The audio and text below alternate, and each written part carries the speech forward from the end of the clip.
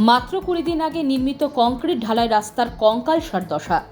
রাস্তার কংক্রিট ঢালাই উঠতে শুরু করেছে। জায়গায় জায়গায় কংক্রিট উঠে রাস্তা খানাখন্দে পরিণত হয়েছে, যার প্রতিবাদে বুধবার পথ অবরোধ করে বিক্ষোভ দেখালেন মালদা রতুয়া 1 নম্বর ব্লকের চৌধুরী মোড় এলাকার বাসিন্দারা। জানা গেছে, রতুয়া 1 নম্বর ব্লকের রতুয়া গ্রাম পঞ্চায়েতের চৌধুরী মোড় এলাকায় মাত্র 20 দিন আগে একটি কংক্রিট ঢালাই রাস্তা তৈরি করা হয়। পঞ্চায়েতের অর্থ বরাদ্দে কাজ করেন স্থানীয় এক ঠিকাদার সংস্থা, কিন্তু কাজ অত্যন্ত নিম্নমানের হওয়ায় 20 দিন যেতে না যেতেই কংক্রিট ঢালাই রাস্তার বুক থেকে কংক্রিটের আস্তরণ উঠতে শুরু করে।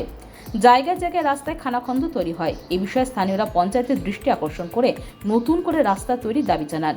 এর মধ্যে বুধবার সকালে ঠিকাদার সংস্থার লোকজনেরা রাস্তার কিছু কিছু অংশ মেরামতির কাজ শুরু করেন, যা দেখে স্থানীয়রা রীতিমতন তেলে বেগুনে জ্বলে ওঠেন।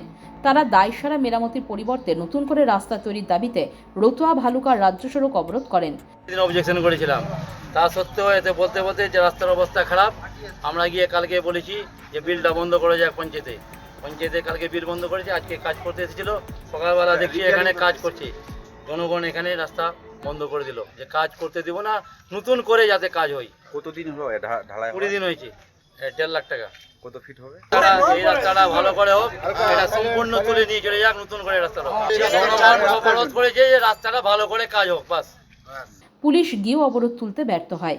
শেষমেশ রতুয়া গ্রাম পঞ্চায়েতের প্রধান আবু সৈয়দ আলী ঘটনাস্থলে ছুটে যান। তিনি গ্রামবাসীদের নতুন করে রাস্তার কাজ করার আশ্বাস দিলে প্রায় 2 ঘন্টা পর অবরোধ তুলতে সক্ষম হন। দেখেন, এটা আমরা গ্রাম পঞ্চায়েতের থেকে কিছু টেন্ডার বের করেছি রাস্তার, তার মধ্যে প্রায় সব থানায় সবটাই হয়ে গেছে। এবার প্রায় কিছু কিছু বিল আমাদের হয়ে গেছে, কিছু বিল বাকি রয়েছে। আমি আজকে Ratua Bhaluka road main road হতে দীপু সাহার হাউস, এটা একটা রাস্তা ছিল যার এজেন্সি শম্ভু প্রসাদ চৌধুরী, তিনি এই রাস্তাটা করেছিলেন।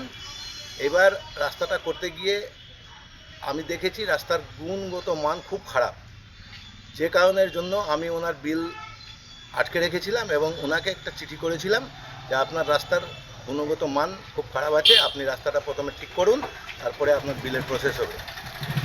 এবার আমি এই কথাটা আমি আমার ঊর্ধ্বতম কর্তৃপক্ষ ভিডিও সাহেবকেও জানিয়েছি, আর এজেন্সিকে কালকে রীতি মোতাবেক নিয়ম অনুসারে, পঞ্চায়েতের নিয়ম অনুসারে ওনাকে চিঠি করা গেছে।